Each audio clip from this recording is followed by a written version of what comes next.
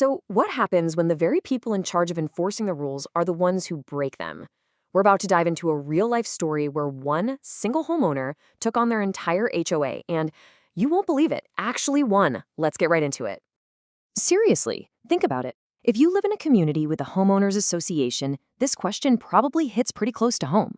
We're going to head down to a neighborhood in Arizona to see exactly what went down when one resident decided to fight for what was written in black and white. All right, so our story starts in Sonoita Ranch, Arizona. Now, like most planned communities, it's governed by a set of rules called CC&Rs.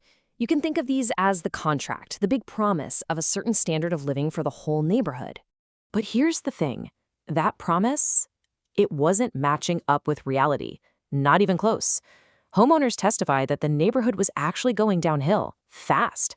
The very rules that were supposed to keep property values up and make the place look nice, well, they just weren't being enforced. And these weren't just vague complaints. They got super specific. One resident testified about, and I'm quoting here, an onslaught of RVs parked all over the place, cars and trucks clogging the streets, and an HOA board that was just completely unresponsive. You can just feel the frustration building, can't you?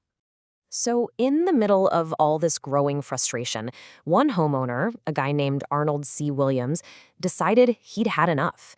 He wasn't just going to complain anymore. Nope, he was going to take formal action and actually hold the HOA accountable. And this, right here, is the key to his whole motivation. Mr. Williams testified that he did his homework. Before he bought his house, he actually read the rules, and he fully expected the HOA to, enforce them. For him, it was just a simple matter of making them stick to the contract. And look at this. It doesn't get much clearer. On one side, you have the rule, right there in the community's own documents. No motorhomes parked on the street, period. And on the other side, the reality that residents were living with every single day. It was a total direct conflict. So Mr. Williams's complaints eventually ended up where these things always do, in a formal administrative hearing. This was on February 22nd, 2016. It all came down to his word against the HOA boards. Okay, so here's how the battle lines were drawn. Mr. Williams came in saying, look, the HOA isn't just failing to enforce the rules, they've been illegally passing new ones to change them. The HOA's defense, they basically said, nuh-uh, we're not refusing to enforce anything, and we're working diligently and in good faith. A classic he said, they said. Now, for Mr. Williams to win, he didn't need proof beyond a reasonable doubt like in a criminal case. The standard here was preponderance of the evidence.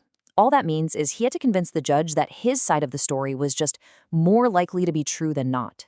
It's a lower bar, for sure, but still a huge mountain to climb for one person against an entire organization.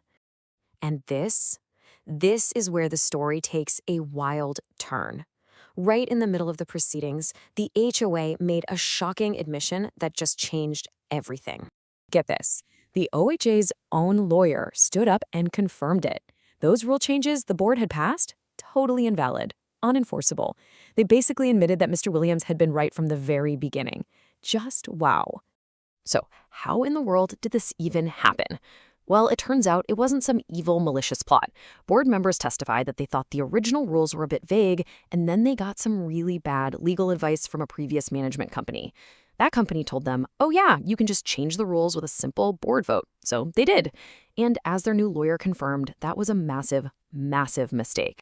Because see, changing the core rules of the community wasn't something the board could just do on its own. The documents were crystal clear. It required a vote, and it needed 75% approval from all the homeowners. They tried to take a shortcut, and it completely blew up in their faces. With the HOA basically admitting they were wrong, right there on the record, the path was pretty clear for the administrative law judge to make a final call. And the victory for Mr. Williams was a total slam dunk. The judge declared him the winner, ordered the HOA to start following the original rules again, mandated that any future changes had to be properly voted on by everyone, and, this is the cherry on top, ordered them to pay Mr. Williams back for his filing fee. Yep, the HOA was ordered to pay back the entire $2,000 filing fee that Mr. Williams had spent just to bring the case forward. That's a pretty clear financial consequence for their mistake. And the whole process moved surprisingly fast. The hearing was at the end of February, the judge's decision came out in early March, and by the end of April, it was all certified and official. The matter was completely settled.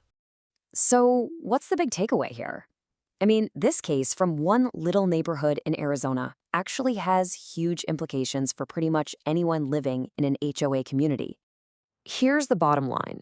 That giant book of rules you get when you buy your home, it isn't just a list of friendly suggestions. It is a binding contract. And what this case proves, beyond a shadow of a doubt, is that one informed homeowner can force an entire association to honor that contract. I mean, just read this quote from the HOA's own legal filing. Admitting their own actions were invalid and unenforceable, that says everything. It's such a powerful reminder that the rules apply to everyone, especially the people on the board. And that really just leaves us with one final question for you. It's so easy to just ignore those HOA documents and toss them in a drawer. But this story proves that knowing your rights, knowing what's in that contract, can make all the difference. So let me ask you, do you know what your rules are?